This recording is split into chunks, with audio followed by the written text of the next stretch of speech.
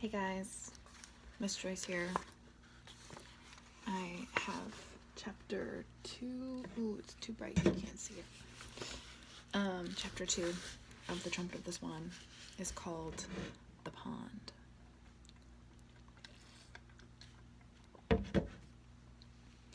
The pond Sam had discovered on that spring morning was seldom visited by any human being. All winter, snow had covered the ice. The pond lay cold and still under its white blanket. Most of the time there wasn't a sound to be heard. The frog was asleep. The chipmunk was asleep. Occasionally a jay would cry out, and sometimes at night the fox would bark, a high, rasping bark. Winter seemed to last forever. But one day a change came over the woods and the pond. Warm air, soft and kind, blew through the trees.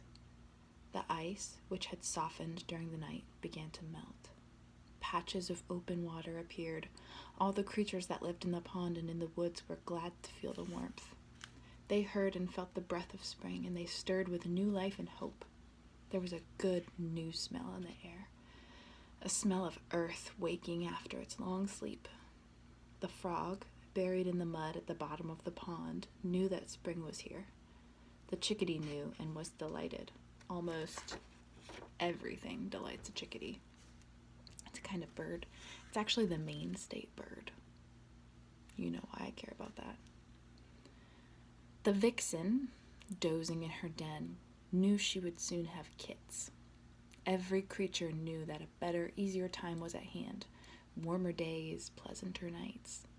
Trees were putting out green buds. The buds were swelling. Birds began arriving from the south. A pair of ducks flew in.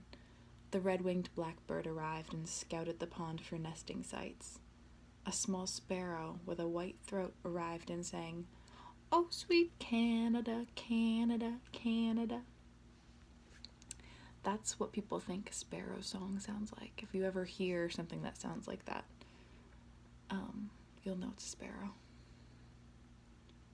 And if you had been sitting by the pond on that first warm day of spring, suddenly, toward the end of afternoon, you would have heard a stirring sound high above you in the air, a sound like the sound of trumpets.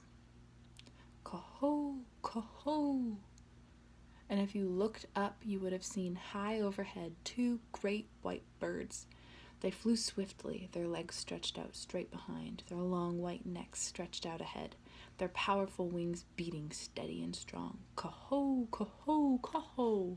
I don't really know what a swan sounds like, so this is my best impersonation. A thrilling noise in the sky, the trumpeting of swans.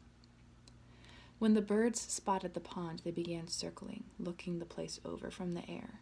Then they glided down and came to rest in the water, folding their long wings neatly along their sides and turning their heads this way and that to study their new surroundings.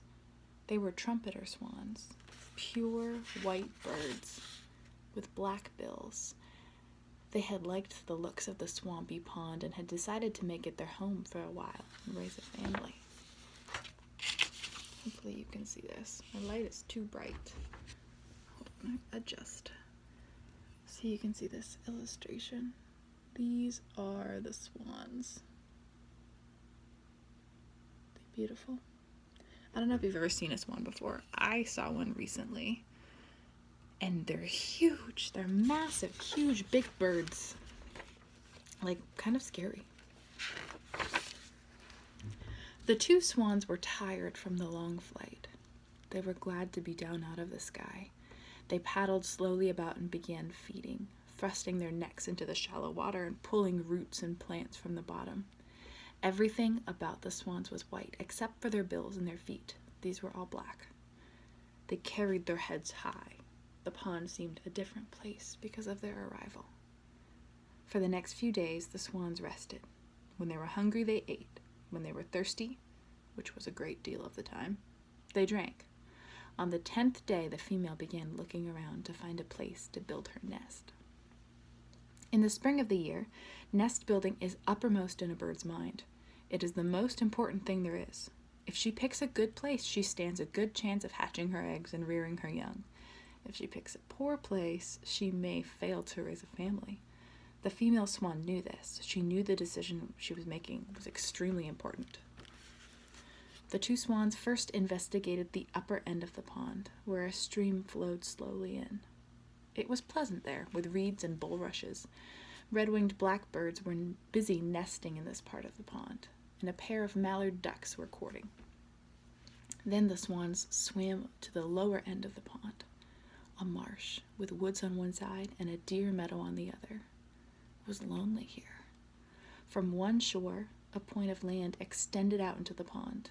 It was a sandy strip, like a little peninsula. It's like a little piece of land that comes out and is surrounded by water on all sides. Not on all sides, but on 3 sides. I lost my place. This is normally where I would ask you guys what I last said.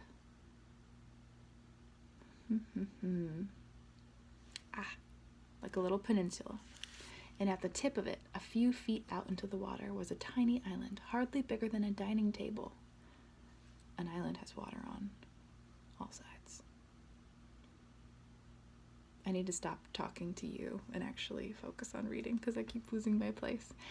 One small tree grew on the island, and there were rocks and ferns and grasses. "Take a look at this!" exclaimed the female as she swam around and around. "Coho!" replied her husband, who liked to have someone ask his advice. The swan stepped cautiously out onto the island. The spot seemed made to order, just right for a nesting place. While the male swan floated close by watching, she snooped about until she found a pleasant spot on the ground. She sat down to see how it felt to be sitting there. She decided it was the right size for her body. It was nicely located, a couple of feet from the water's edge. Very convenient. She turned to her husband. "What do you think?" she said. "An ideal location." Sorry, I got a text message. A perfect place, and I will tell you why it's the perfect place," he continued majestically. "If an enemy, a fox or a coon or a coyote or a skunk, wanted to reach this spot with murder in his heart, he'd have to enter the water and get wet. And before he could enter the water, he'd have to walk the whole length of that point of land. And by that time, we'd see him or hear him, and I would give him a very hard time." The male stretched out his great wings 8 feet from tip to tip, and gave the water a mighty clout, that means like a smash, to show his strength. This made him feel better right away. When a trumpet or swan hits an enemy with his wing, it is like being hit by a baseball bat. A male swan, by the way, is called a cob, like a corn on the cob, but a swan cob. No one knows why, but that's what it's called. A good many animals have special names. A male goose is called a gander. A male cow is called a bull. A male sheep is called a ram. A male chicken is a rooster, and so on. Anyway, the thing to remember is that a male swan is called a cob. The cob's wife pretended not to notice that her husband was showing off, but she saw it all right, and she was proud of his strength and his courage. As husbands go, he was a good one. The cob watched his beautiful wife sitting there on the tiny island. To his great joy, he saw her begin to turn slowly round and around, keeping always in the same spot, treading the mud and grass. She was making the first motions of nesting. First, she squatted down in the pond in the place she had chosen. Then she twisted round and around, tamping the earth with her broad-webbed feet, hollowing it out to make it like a saucer. Then she reached out and pulled twigs and grasses toward her and dropped them at her sides and under her tail, shaping the nest to her body. The cob floated close to his mate. He studied every move she made.